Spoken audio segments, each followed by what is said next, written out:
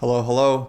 I know it's been a minute since I've posted on this channel, but I figured now is the perfect time for an update because I've played some tournaments over the last couple of months and I'm about to start a very strong tournament tomorrow here in St. Louis, and that is the 2026 St. Louis Masters, which actually has an absolutely stacked field.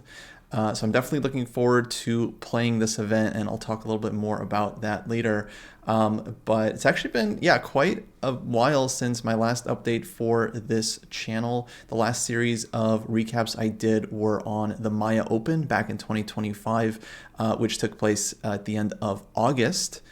In Portugal, a very, very enjoyable event.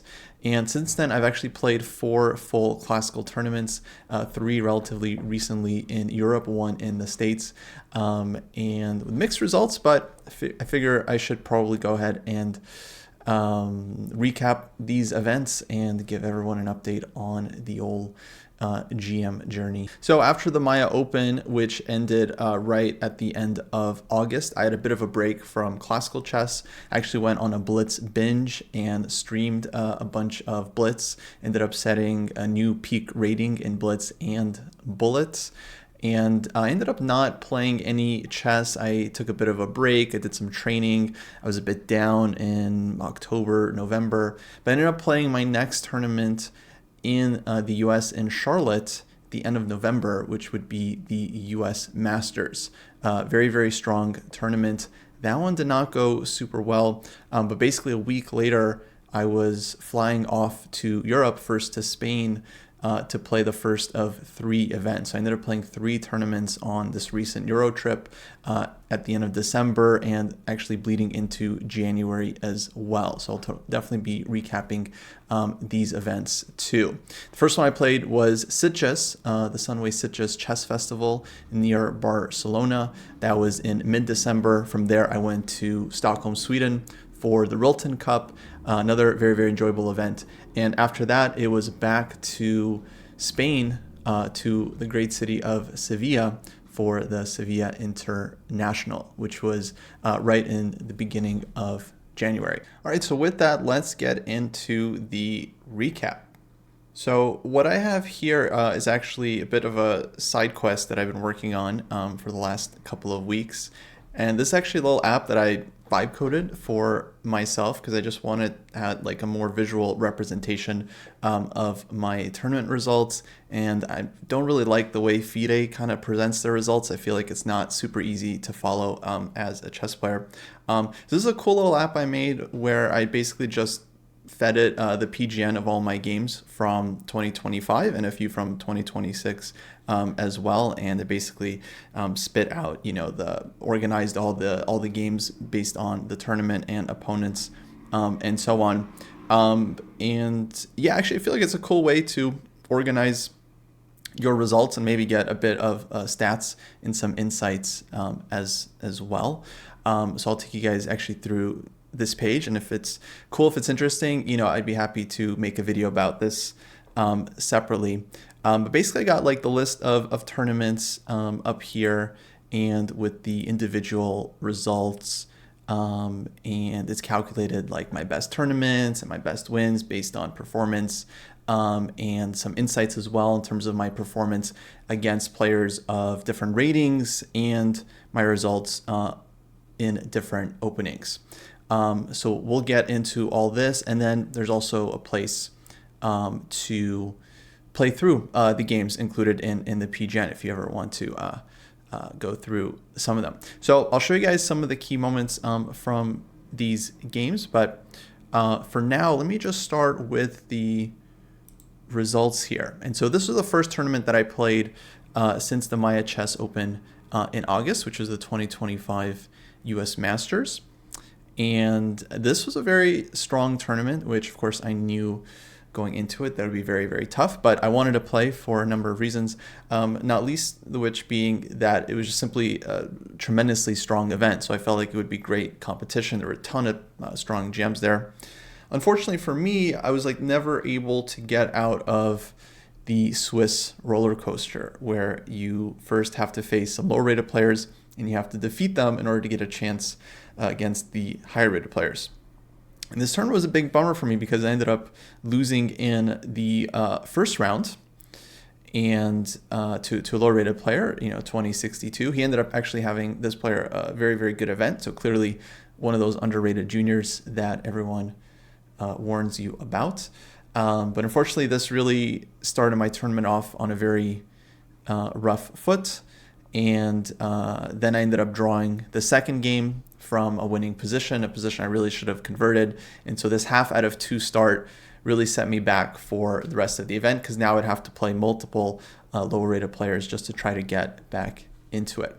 And I almost bounced back. I actually then put together 3 wins in a row, and this allowed me my first date, let's say, with a high rated player in round 6, International Master Harshad Kunka, 2470.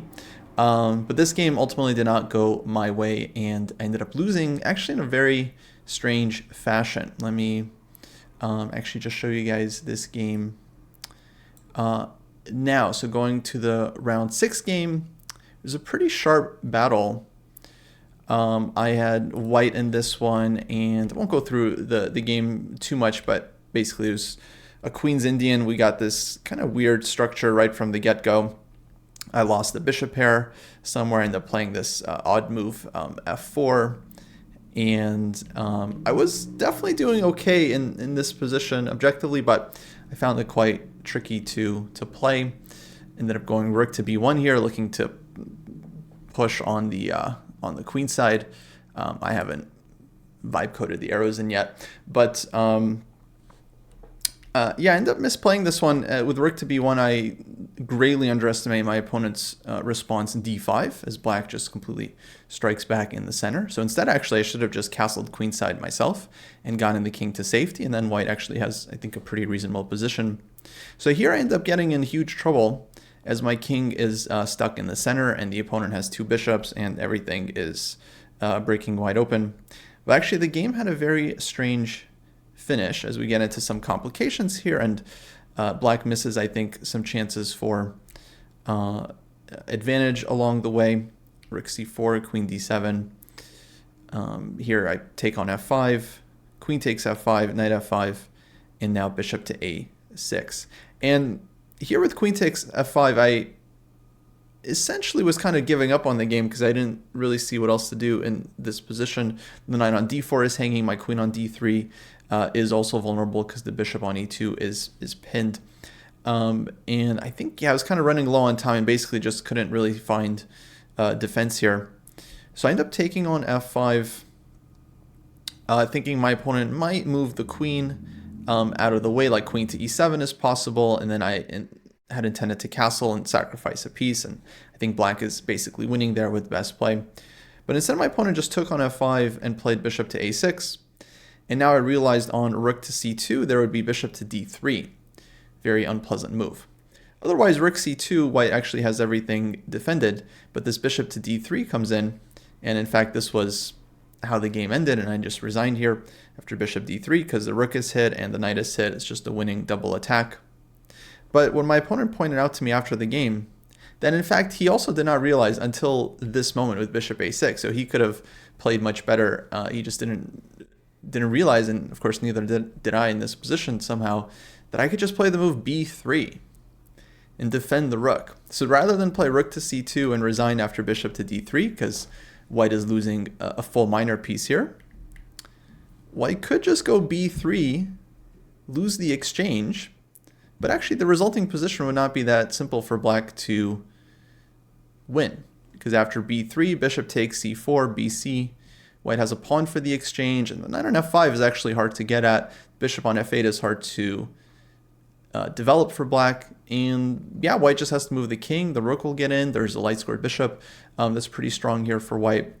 The engine actually gives zeros after b3, like gives white full compensation. I think from a human perspective, black is probably still preferred with the extra exchange.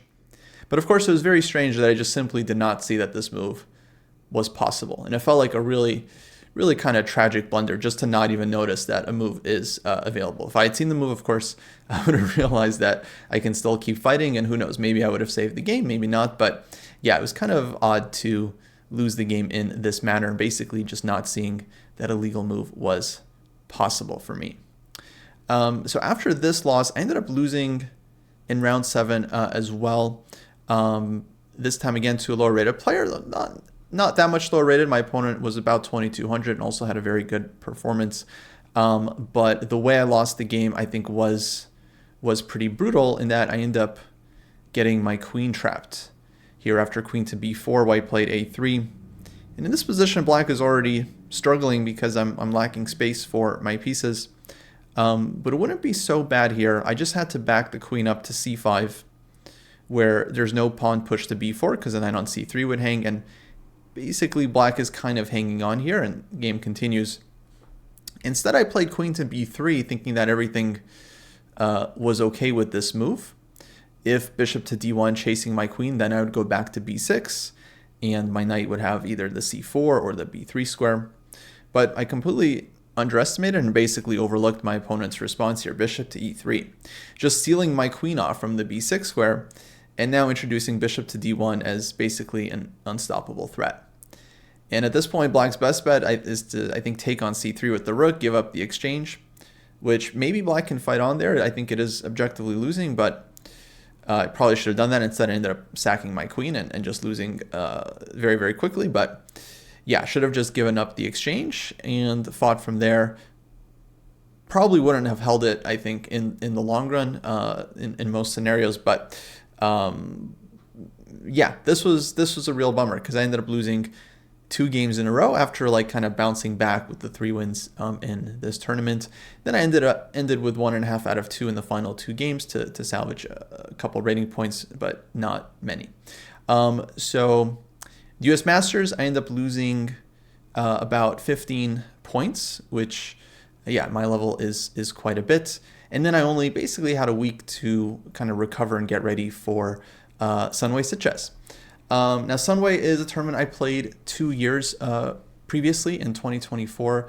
Great event, very, very enjoyable. Personally, I mentioned this a lot, but I like playing in Europe a lot more than in the US because it's generally 1 round per day, and I feel like you can give your full effort to that 1 round, and it just makes for a much more pleasant experience, win or lose. And I feel like that definitely rang true because in this tournament, I also ended up losing points, 15 to be exact, but I feel like I had a much more enjoyable time. So even though the result was also quite unfortunate at Sunway, and I still kind of liked life as it was happening. It's nice to go and play your 1 game a day. You prep for the game, you play it, you give your full energy. Then afterwards, like you review the game, you have time to rest. The next round is the next day. It's not like in half an hour. So yeah, just makes for a very different experience. Now these games are a little bit out of order here, but this tournament I ended up winning the first round, but then losing in round 2 to a lower rated player, a junior, where I basically blundered. I'll show you guys the blunder here. In Sunway, this was round 2.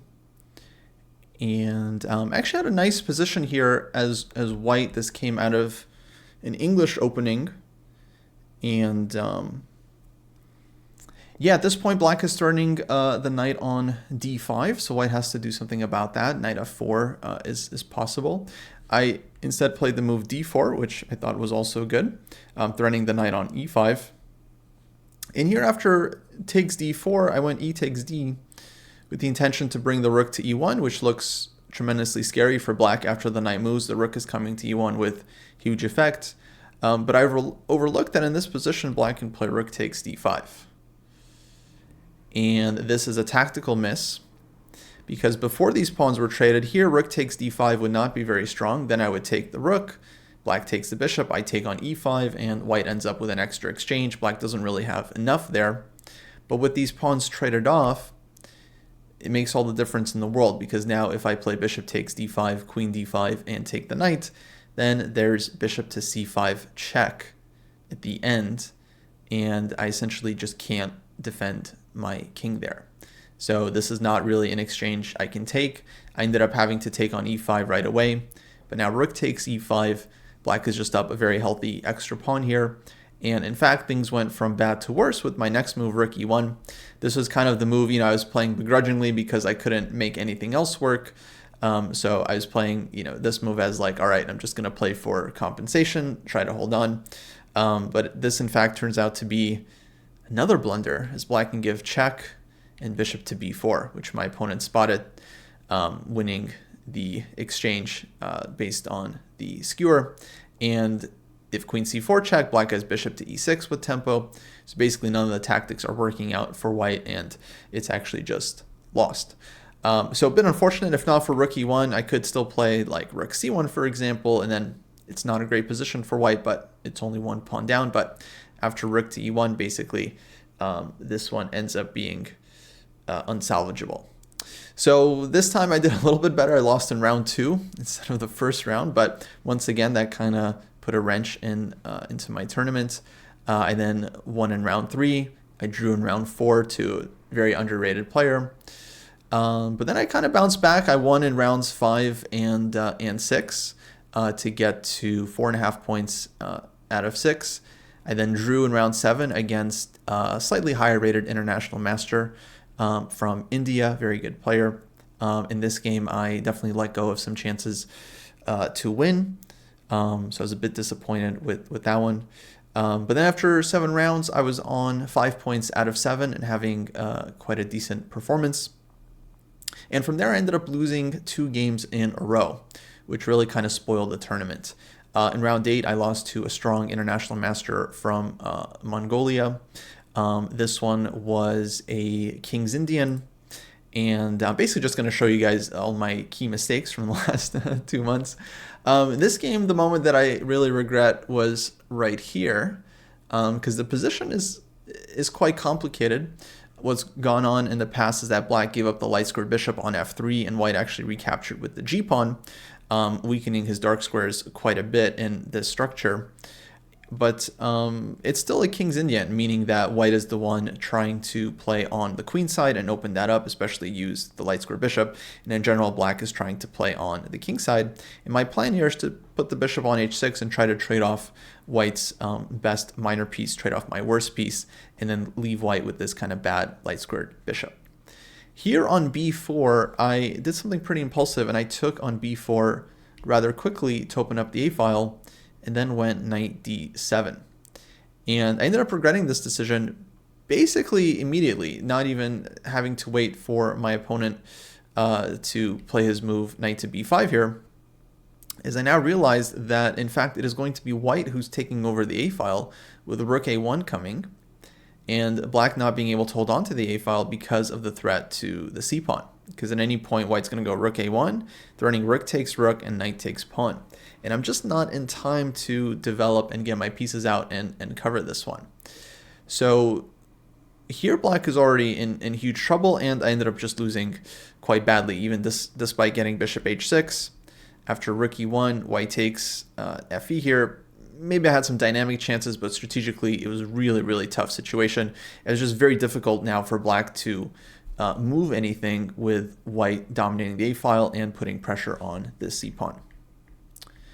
So had I not taken on b4, but just rather dropped the knight back to d7 right away, then Black still has all the advantages from before. I got bishop h6 coming, and White's king side is weak, and I have the dark squares, but White doesn't have this a-file to fight for, and so it just would have been a completely different story. So very unfortunate and regrettable decision by myself here to play a takes b4 so quickly, and as a result, I ended up losing this game. I then lost in round 9 as well. Note that this round 8 game was a King's Indian, and round 9 I was on the white side of a King's Indian, and I got some good prep in this game, and I even had an extra pawn that my opponent sacrificed as he was looking for counterplay here. And eventually we reach just a very, very complicated position where White's a pawn up but has to play with the king in the center as Black has this long-term counterplay. My opponent, a really talented junior from Georgia, really handled the position well. He's a good King's Indian player and ended up creating a lot of counterplay. And I feel like I did play this game well for the most part, but ultimately was difficult to play with the king in the center. Eventually, I make a run for it with king to d1 and the king coming to c2. But black had a lot of pressure on my position here. There's a couple of improvements I could have made early on, just for those wondering. Probably on f takes c4. I should have taken with the knight in this position. I think this would have been safer, and this would have allowed me to castle. I was worried about g4 breaks, but it turns out they're not that impressive for black. And then later, instead of my move king to d1, it probably was better for white to spend the tempo and play the move b4 and restrict black's knight from going to c5. And then try to transfer the king over. But I couldn't manage in a complicated position, and eventually the tactics definitely get to me here as I play queen h2. Black finds this nice resource with g3. Queen takes g3, and now he takes on d3, and the knight hops in with knight to g4. Things are very, very complicated here. Black has been intending to sacrifice this exchange for many moves. I basically never want to take it, but now knight f2 check is a problem, and yeah, end up having to basically give my queen here on knight f2, takes rook to g4. Black finds this nice idea of knight f2 and rook to g4, and yeah, I basically have nothing better than to give the queen, as the queen can't stay in contact with the bishop on f2, and black's pieces are just getting in. So I went knight f3 here, takes, bishop h6, and yeah, objectively, I think white had some defensive chances in this position with the rook and knight and pawn and 2 pawns against the queen. But in the time trouble, I wasn't quite able to figure it out. And as we reached move 40, black was able to get a decisive infiltration with the queen. So king d3, queen f6. And now if I, let's say, go back with king e2, black has this kind of nice move, queen to g5. And yeah, basically he's getting in either on the diagonal or on the g file. And yeah, the queen is just too strong. So I tried bishop e3 here, but takes. He takes on f3, and now rook to g3. And yeah, I just can't defend the king side, and things are lost. So after this game, I ended up actually withdrawing from the tournament. There was a 10th round, but it was a morning round, 9:30 a.m. I just lost like 2 games in a row, and I really did not think it would have been a wise choice to play. So I ended up taking a rest day on that one, but ultimately finishing the tournament with a bit of a disappointing 5 out of 9, 2200 performance rating, losing something like another 15 FIDE rating points. It wasn't all bad in the tournament. Like, I did have some games that I was certainly proud of. I won a nice Najdorf in round 5, which featured some cool tactics. Here, black's last move was this kind of thematic break with d5, and yeah, here I end up getting kind of a nice Najdorf position in this one, and there's basically one key moment here in this game after knight f5. I end up playing rook takes c2 in this position, which is quite a sharp move, but a lot of the tactics here work out for black. Note that white can play knight takes g7 and bishop takes g7, even knight to d4, but all these moves kind of have a response. I won't get into the details, but you can analyze this position if you're curious. But black has knight f2 check as a threat here, as well as ideas of queen to g6 going after the g pawn. So yeah, I was quite happy with this game, and ended up being a nice one. In fact, even had a nice finish at the end here, where black has been up a pawn for some time, but here the position just gets incredibly complicated after white's last move. Knight takes g7. Note that the rook on f4 is hanging. White goes knight takes g7. Otherwise, I think there's, well, black would be able to play like g6 and consolidate. So he goes all in here. I take on f4. He recaptures. And now I came up with a kind of a nice trick here. I end up playing queen to g6, threatening knight f2 check. So he's got to go f5. Now I found queen takes g7. The idea bishop takes g7 there's knight f2 winning the queen. And then black would be winning in that endgame. So white can instead take the rook. And now queen to g6 back, and so here I kind of set a bit of a trap for the opponent, which in time trouble he ends up falling into.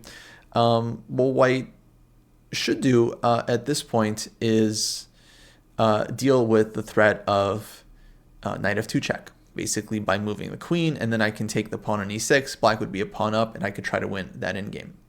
But instead, white went for the tempting ef7, looking to promote in case of knight f2 at the end of the line. The issue is that black can play knight f2 anyway, so this was my trap. Bishop takes f2, queen takes d3, and now when white promotes, it turns out there's queen f1 check at the end, and then queen takes queen on f8. And so despite the extra piece, white is actually just losing immediately there. What's also cool is that if white had tried e7 in this position, then once again I would have knight f2 check, bishop takes f2, queen takes d3, the same line, white promotes on e8 this time, and then I'd have queen f1 check, bishop g1, and queen f3 mate. So it kind of works in both variations. And so that was the end of the game. White made a knight, but it was all over. So yeah, I definitely had some nice wins, both in Sunway and at the US Masters, but my issue, of course, was consistency and being able to put a number of wins together without also losing some games. So with that, I then went to Sweden for the Rilton Cup, which I also played the edition 2 years prior. And this tournament ended up going a little bit better for me, ended up gaining a few points back. So that was good. Started off with a win against a low-rated player, about 2100. Not a given these days to defeat the lower-rated guys. And ended up actually playing up all the way in round 2 against strong Chinese Grandmaster Li Di.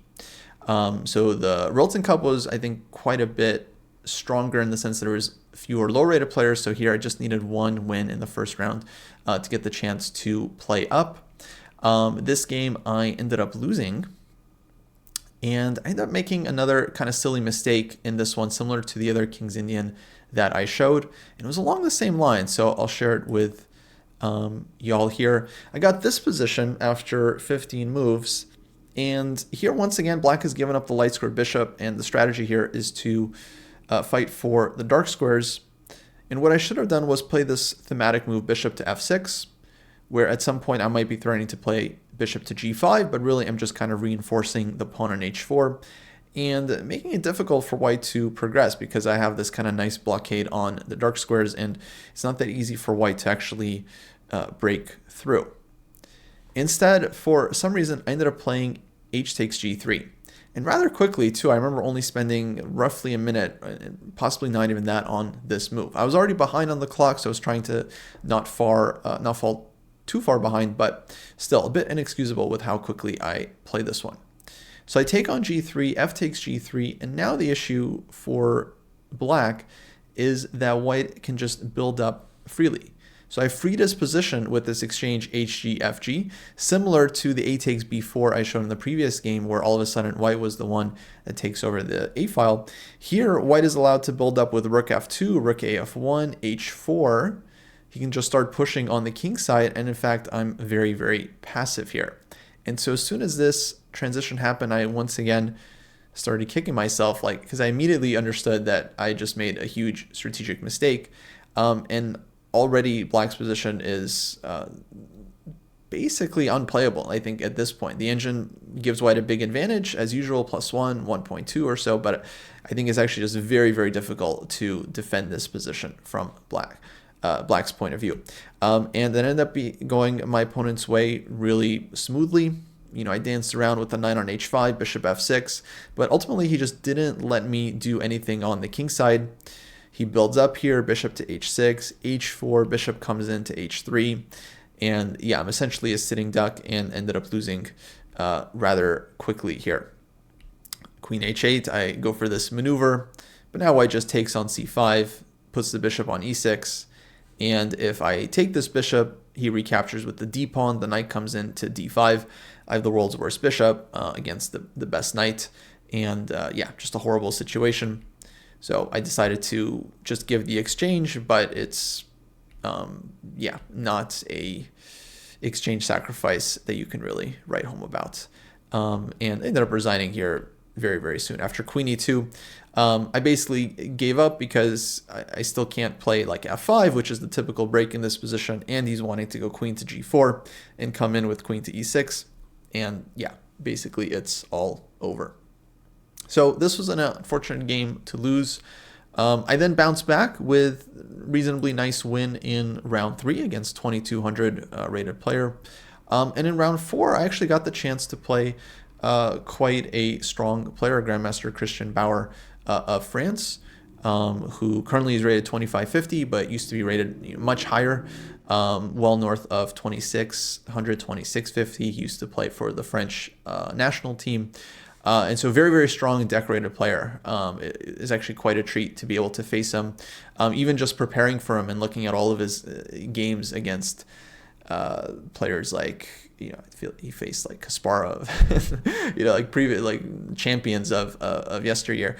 So it was cool. He's also a very interesting player in the sense that he plays a lot of cool lines and variations. Against me, I played the 4-knight Sicilian, and he played this trendy line with a3. I went d6, and then over the board, it turns out he comes up with a novelty rook to g1, which is kind of a thematic move in the Sicilian these days, the early rook to g1. But he ends up finding a chance to play it in a position where it's never been played before. You check the database, this is the only game. And yeah, it's a novelty as early as move 7. And apparently this was an over-the-board inspiration. Just he wasn't expecting this opening. He hadn't prepared it. We happened to reach this position, and he found rook to g1 and thought it looked interesting. And this was a cool game. Maybe I'll do a separate full video on this game alone, because it had quite a nice number of ideas and instructive moments. Long story short, he ends up basically checkmating me. I reacted, I think, well to his rook to g1 move by playing e5 and bishop e7, bishop e6, kind of Knighter style.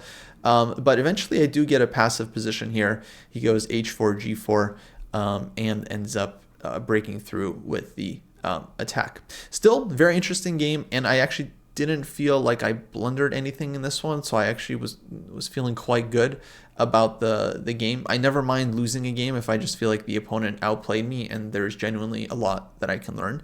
It's when I blunder or screw up a nice position, winning position in some cases. Those are of course the results that often get to me the most. But this game I actually enjoyed very much and had no problems losing whatsoever. After that, in round 5, I drew with a somewhat lower rated player, 2190 from India, a junior. So in my opinion, definitely underrated. I had some good winning chances in this game as I was playing against the isolated queen pawn, had a nice version. But here around move 33, move 34, I end up allowing black to break free nicely as my opponent finds this idea with d4, which just a very, very nice idea in these positions. Black is often trying to break free, or the side of the Isolani is often trying to break free with some kind of break like this, and it ends up just working out fine for black. The point is, if I take on d4 with anything, black can essentially play bishop takes f6 in response, and I won't be able to recapture because the rook on d1 is unprotected. So I end up taking with the rook on d4, but now bishop takes f6, black wins back their pawn, and we ended up reaching this equal endgame that eventually was drawn. I actually almost lost this. I got into some trouble, but I managed to find some saving moves and ended up holding it. And then things went quite reasonably for me. I ended up winning in round 6 and 7 against quite decent players, 2240. And then round 7 against a 2140 rated player, another junior, this time from, I believe, Switzerland. And yeah, I was definitely happy to win both of these games. This game I actually thought was kind of cool. I'll just go to a key moment here in the middle game. where we got this position out of a Fianchetto Grunfeld, and things are quite complicated. I definitely thought that white is better here. I got some good prep on the board, but I wasn't quite sure how to play this position. And I'm going knight e6 here, and knight takes on g7.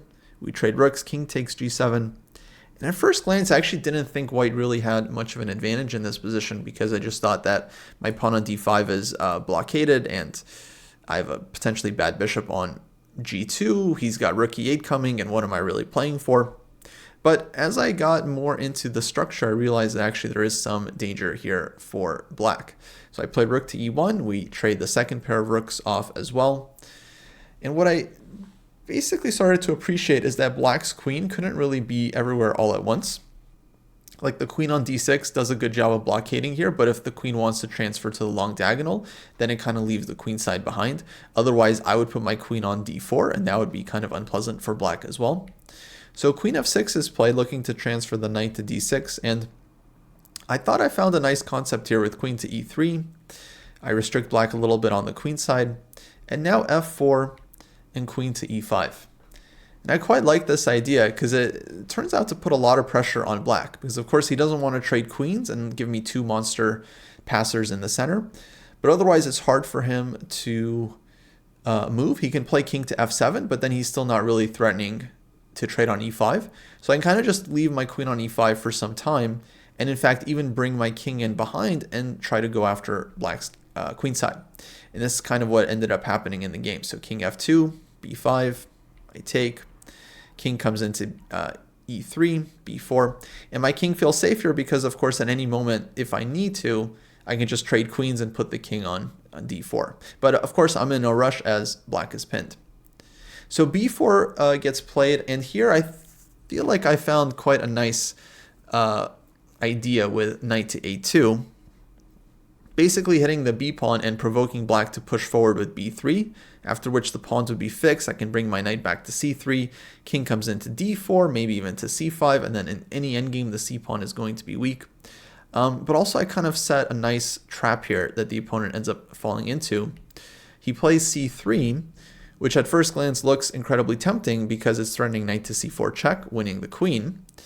And if I trade on f6 and take on c3, then he advances with b3. And in fact, the b pawn is very strong and even promoting. What black missed was that I can just respond myself here with the move b3, just calmly keeping black's pawns blockaded. And now the issue is that knight takes b4 is a massive threat, and his c pawn actually isn't going anywhere. If c2, I can pull my king back with king to d2, and his pawns are just stuck, and basically I'm probably winning both of them in a lot of lines. And so with two extra pawns, it is decisive. And yeah, I think it's essentially over here. I'm not sure if black had a defense from this point on, but I was able to just bring the king in, king to c4, just fearless with the queens traded off soon, knight e4. I took this one, took on b4, and yeah, all the pawns are under control. Finally, black goes king f7, so time to trade queens, and yeah, of course, this was just trivially winning endgame for white with two extra pawns and good knight and so on. So yeah, I was quite happy with this game, which takes us to round 8, where I got another chance to play against a high-rated player, this time international master Rishi Sardana from Australia, who I think recently might have gotten his final GM norm, so he might be a grandmaster soon. And this game was a bit of a bummer for me. It wasn't great out of the opening. I got a passive position that I didn't know what to do with. And then I actually just end up straight up blundering in this position where things have gone kind of back and forth. I was worse, then I kind of got out of it. We reached this situation with opposite color bishops and heavy pieces still on the board. Equal material, but it's clear that white is the one who's better here, as his pieces are just much better coordinated and black is under pressure. Here, I think the position was still holdable. For example, I could play a move like e4 to block the queen off, other moves as well. But I kind of end up walking into one of the only tactics in the position with rook to d7. And yeah, the weird thing is that I'd even considered the idea that I was blundering into just in a different move order. So here on rook to d7, main thing I checked in a lot of these positions was that white couldn't take on f7. And here I saw that, yeah, if bishop takes f7, I think rook takes d1 check, queen takes d1, I recapture on f7, everything is fine. What I did not appreciate is that white can just take on d7 first, which I of course realized as soon as I played this move rook d7 myself.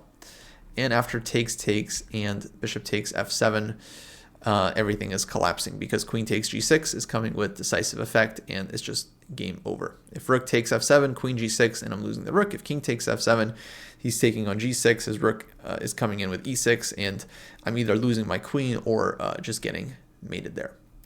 And basically it's over. G6 is hanging. He's picked up one pawn. He's winning a second pawn. My king is busted.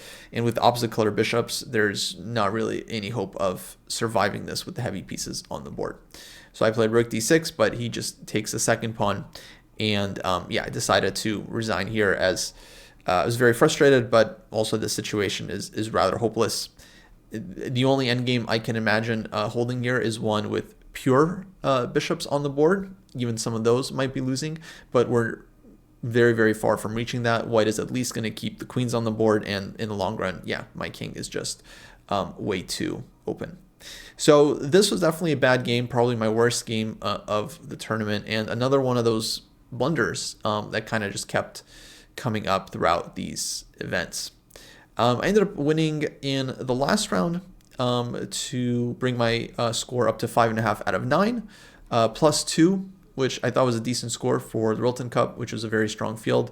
Performance rating of 2366. Not the greatest, but better than some of my other results recently. So I was definitely willing to take it. And with that, I ended up playing a third tournament in Europe. This tournament ended up starting in January, so it actually took place this year, 2026. But for me, I still count it as kind of like my 2025 year because it was part of this Eurotrip. And that was the Open in Sevilla, the Sevilla International. Sevilla is actually quite a historic place for chess. It, of course, hosted one of the World Championship matches between Kasparov and Karpov. So a huge chess history and tradition in Sevilla, but also throughout Spain as well. The tournament, I would say, was pretty basic as far as European events go. I'd say there's not a ton of fanfare. You know, like some of these other events have a bunch of like stars and like a bunch of live games and like side events. This was just like your kind of like run of the mill classic Open. So it was good to just kind of play like a more chill event where I'm not like streaming all my games and so on.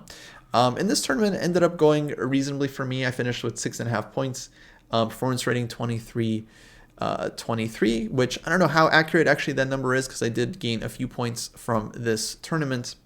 And yeah, at least I started off quite well in this one. I won the first 3 games against lower rated players. Not in the smoothest fashion, of course, as often happens in these events, but I did manage to get the job done. And that allowed me a chance with a high rated player.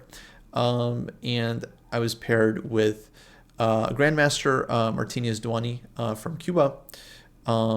And this ended up being quite an interesting game. Definitely went back and forth. I was under some pressure out of the opening here. It was a Fianchetto King's Indian. But I managed to fight back and even overtook the initiative, actually, as my opponent. I guess he underestimated some tactics here. After 98 in this position, white goes knight to c4. It seems like everything is flowing for white. All the pieces are transferring towards the queen side, but concretely, it's actually not that clear here because this bishop on g2 isn't participating in the fight so much. And here after queen to c7, now white starts facing some tactical issues as the knight on c4 is hit, rook on a5 is under pressure, and I'm threatening to drop back with the knight to c6 and unveil some discoveries. And that's what happened. White played knight a4, defending the knight on c4. But now black has a nice move, knight to c6. And surprisingly, white doesn't really have a tactical solution here as the queen is hit, the rook on a5 is hit, and black is winning material. So things got very complicated here. White played knight to b6, but now I take on a5, hitting the queen. he recaptures, knight takes a5. And yeah, here there was a lot to calculate. I didn't have a ton of time. Strongest would have been to just give the queen on c1 right away. Queen takes c1, bishop c1, rook takes c1 check, king goes to h2, and then rook comes back to c5. And in that position, black has 2 rooks for the queen, but the problem for white is that the knight on b6 is pinned, knight on a5 is hanging, and this pin is actually very annoying to deal with. If knight to c4, black can go rook takes c4 in that position, winning 2 pieces for the rook, and then black would have rook and 2 minor pieces for the queen, which would be a decisive material advantage when everything is defended, which in that case it would be. I'm not sure exactly why I rejected this line. For whatever reason, I start with queen takes b6. So it leads to a similar thing, except here instead of a knight on b6, white ends up with a bishop on b6. So we essentially get the same thing, except with a different minor piece on the b6 square. Not exactly sure why I thought this was better. There was just some variation or some ghost I saw that I didn't like. So I thought this was a better version. Turns out to be a more complicated version. Now white goes knight to c6. And here I take on c6, and I go rook to b5, pushes c7. And after this forced line, knight c7, queen to c4. I take, he takes here. We end up getting this endgame, 2 rooks for the queen with the opposite color bishops. And I'm even up a couple pawns here. But because white can plant the bishop on d5, I basically have a very, very hard time doing anything in this endgame. Because it's just very hard for black to make progress, as I have to be passive here and defend the f-pawn. So black was winning in this position, but it wasn't easy. On knight c6, takes, knight c7 was possible, but I think the strongest move here was bishop to f8, which is not a move I considered in this position. And essentially it's just a prophylactic move defending the d pawn ahead of time and pointing out to white that they're just stuck with this pin on the b file. Like queen can't untangle, can't unpin and keep the bishop defended, and the bishop of course can't move without losing the queen. And so the idea is to prepare the position and play rook to b5 on the best possible circumstances. So I kind of rushed with the rook to b5, allowing this c7. I can't take the queen because he takes on b8, so I have to take here. Now he goes queen to c4, and I'm not able to hold on to everything, so I have to just kind of trade pieces. Instead, if I start with bishop to f8 here, it's very difficult for white to actually just save the bishop on b6 in the long run. So bishop f8 in this position, it's really hard for white to untangle. I'm ready to go knight to c7 at some point and then just win the bishop for free. And then of course black would be winning. So a bit of a missed chance here. We ended up drawing this game. And then in the next round, I got a chance to face another grandmaster, this time from India, Sayantan Das. And yeah, this game was going well for me. I actually feel like I had nice position in this middle game with the bishop pair. This came from kind of Nimzo type of structure. Here, black played bishop a6. I took on c5. And I should have just made the simple move b5 here. After which I think white would have a nice advantage with the bishop pair, nice control over the center. I can just continue from there, queen e2, and just keep building up. But instead I thought knight to d5, I thought I was kind of doing something here with this move. But it turns out that this just kind of leads to trades in this endgame. I thought all these endgames would be favorable for white. Turns out actually black is a bit more comfortable in this position with the king coming to e6 and all of black's pieces solid. And in the long run, my c-pawn being weak. So a huge kind of misevaluation for me with this move, knight to d5. I end up going into this actually kind of unpleasant endgame. I should have just played b5 here, and I think white is doing well. After knight to d5, I realized that this wasn't exactly what I was looking for, and okay, I continue making reasonable moves. Of course, objectively, white should be holding here, and I felt like objectively I should be fine, but yeah, practically was starting to get unpleasant as my opponent is the one that seems to have kind of more play in the position. He can bring the knight to d6 and target the c-pawn. He can push on the king side and so on. Still, I was able to hold this one for some time. But as we get into this like maneuvering portion of the phase, I should note that the time control here was 90 plus 30. I believe there was no second time control. So once you get into time trouble, it's a bit difficult to get yourself out of it. You're just kind of relying on this increment. So I was definitely under some pressure here, trying to keep up on the clock without falling too far behind. I think my opponent actually ended up going lower than me. But yeah, in the spirit of trying to keep pace and moving quickly, King F1 here, rook to D7. I end up kind of blundering one of the only tricks in the position, and I played the move bishop to E1. So of course, with the rook on G7, I was watching out for any kind of discovered attack with the bishop, especially if it can give check. But not seeing how black can take advantage with the rook undefended on G7. I play king to F1 here. Rook goes to D7. I play bishop to E1.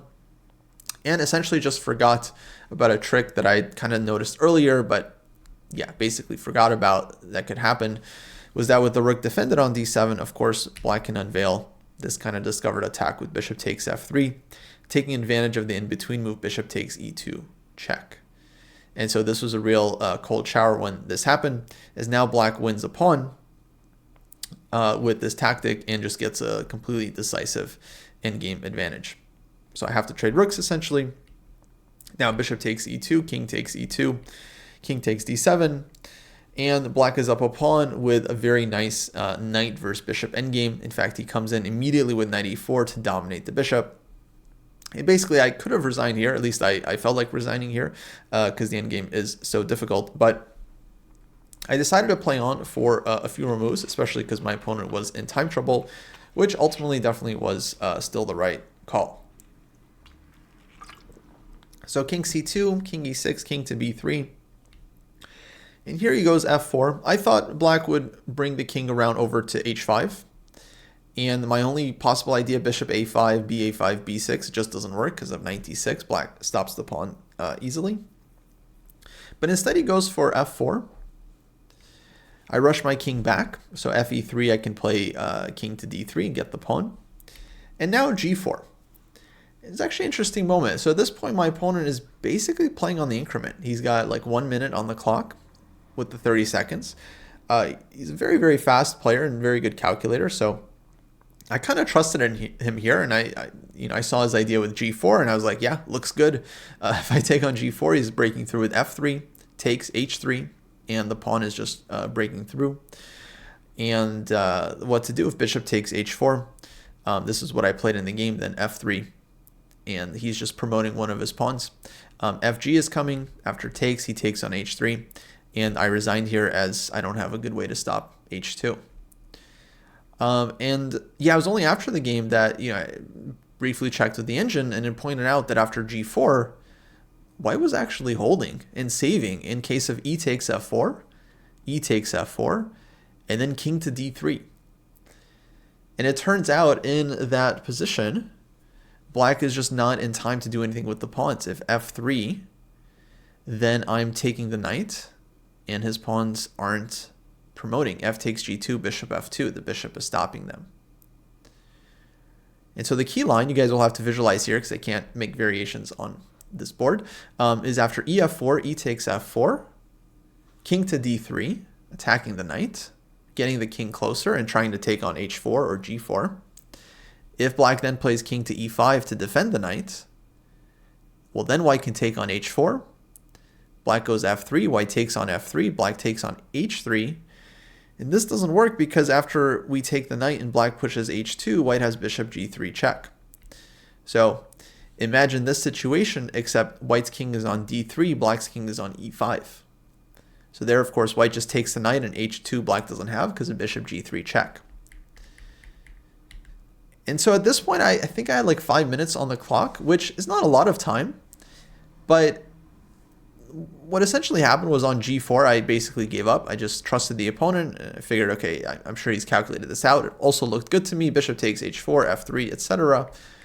But had I really been pushing, really been trying to take my chances until the very end, probably I should have been able to find EF4 and king to D3. Even if I didn't see all the details and everything that's working, at least I should have recognized that this is the only chance in the position. And maybe black has some precise way to win there, but let's put the pressure on the opponent to find it because he's only got a minute left on the clock. He might not be able to do so. And more likely than not, the game would have ended in a draw with best play after ef4, king d3. White is actually saving this one. So yeah, big letdown that I wasn't able to find this. The first letdown in this game, of course, was blundering into this endgame in the first place. I should have never played bishop e1 here. I should have just moved the king off of the light square, and objectively white is still within the draw zone. Maybe I could have held it, maybe not. But then after giving up the pawn, of course, I was very frustrated. I should have kind of kept my hopes alive and looked to take any chances that I can. Yeah, two big misses for me in this game. First to blunder the pawn, and then to miss the saving way out.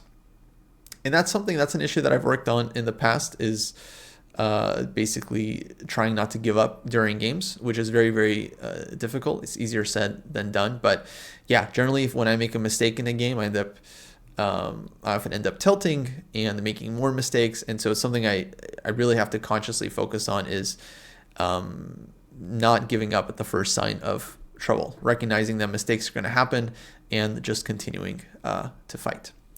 So I did try to keep fighting in the tournament. I ended up winning in round 6 to try and bounce back. Then in round 7, I was close to winning again against another lower rated player. There's a lot of low rated players in this tournament, so one loss, forces you to try to win multiple games.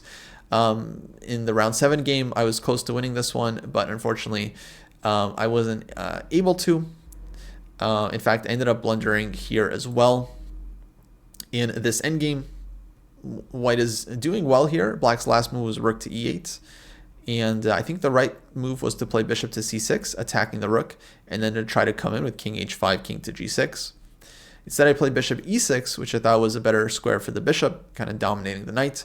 I didn't have a ton of time at this point, I should say, but enough to realize that knight takes c4 allows black to completely turn everything around. So an unfortunate miss. My opponent spotted this one, and now after bishop takes, rook takes here.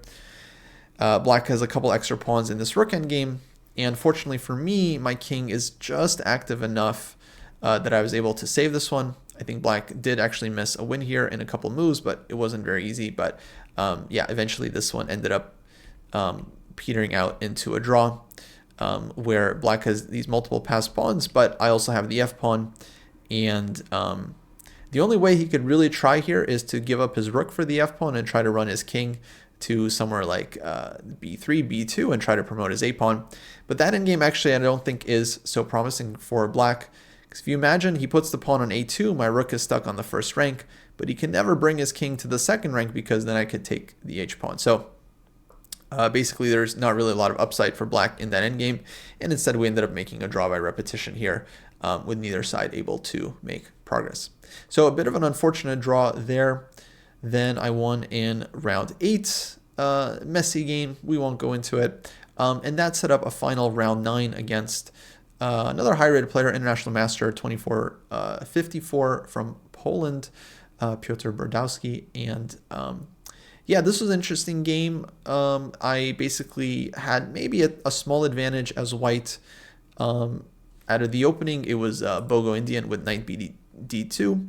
But my opponent more or less neutralized my play rather effectively, and I ended up actually just playing to kind of trade off a lot of pieces here. I did have some chances in this position with the bishop pair once again, and I think concretely I could have played for more. I think on bishop to b3 I needed to play queen to c1 in order to keep the queen on the c file. I was worried about some ghosts with knight to d3 and queen f5, but it turns out that is not so scary. Instead, I played queen to d2, and my opponent kind of correctly shut things down with knight d3 here, not really allowing me to activate, and sacrificing a pawn, but only temporarily, as after queen to d5, the queens come off, and with opposite color bishops, white's extra pawn is virtually meaningless here, especially with all the pawns on one side of the board. So I played f3 and offered a draw. I didn't even try here because, yeah, with all the pawns on one side of the board, there's basically no winning chances. And with that, I finished the tournament with 6.5. Again, 23-23 performance rating.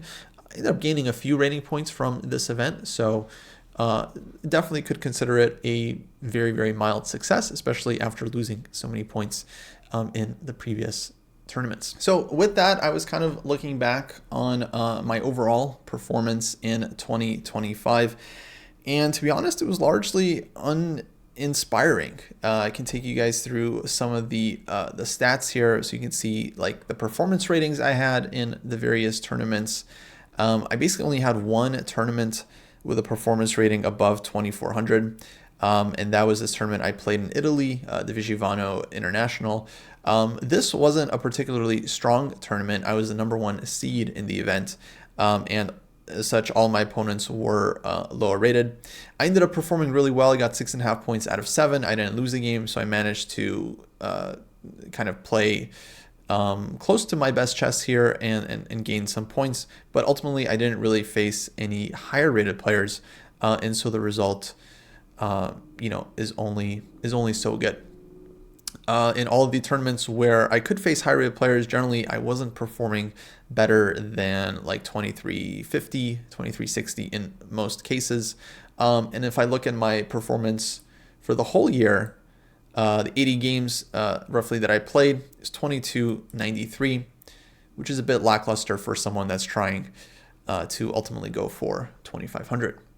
At this point, I'd be happy to get back to 2400. So yeah, and ultimately I feel like it has felt like I've been playing kind of like a 2300 throughout the year. I compiled some of my best wins, and by rating, I actually did not defeat any players above 2400 in the last year, which is disappointing. I made a couple draws here and there, but no victories. My highest rated win and the only win over a Grandmaster or International Master was against Daniel Campora, which happened at the Maya Open. Beyond that, I defeated a couple FIDE Masters, some Masters, so some decent players, but no one really much higher rated than me. And yeah, looking at the score by opponent's rating, like there are some interesting numbers here. For me, a couple things stick out. #1, it looks like I performed quite well against the 22 and 2300s with a 2450 performance rating in the 11 games there total. A lot of games against the 2000s. It seems like I managed to score quite well against the 2000s in the last year. I used to have an issue where I wasn't scoring well against much lower rated players, so it feels like I've kind of corrected that somewhat. 2400 performance rating there. Though against the 2100s, apparently I still need to figure it out with my 2279 performance against the 21s. Second thing that really sticks out to me, is just the abysmal performance against high-rated players, especially 2400s, scoring 1 point out of 9, I think 2 draws, half out of 5 against the 2500s. Definitely doesn't inspire a lot of confidence for the future. And I think that's partly the issue is with confidence against these players, especially now that I realize I don't score well against them. It's quite hard to figure out how to get some wins, but clearly this is the thing I need to work on. I also looked at my score by opening a bit, and some interesting things here. #1, my performance with the King's Indian, not the greatest. Not sure how totally accurate these numbers are, but at least they give some impression of what to look for. So not a great performance with the King's Indian, but I was surprised to find out that I won all 7 games that I got in the Sicilian Rossolimo on the black side, which I did not realize. But I looked through the games, and in fact, this was true. I won a number of games. They weren't all Rossolimo. Some of them were just kind of like Sicilian sidelines, but it seems like I was scoring much better there than before. And with white, it seems like my score is reasonable in terms of the percentage, but the performance is not that amazing. I think mainly because I was playing a lot of low rated players this past year and not as many high rated players. But it looks like with the move 1 e4, I was actually able to perform at a 2400 level. Not that many games to look at, but at least something to consider. So of course, these are just my games from 2025, and at some point I'll want to enter my games from 2024, 2023, and previous years as well, just to kind of see how the stats line up. So I may end up doing that in the future and making a video on that.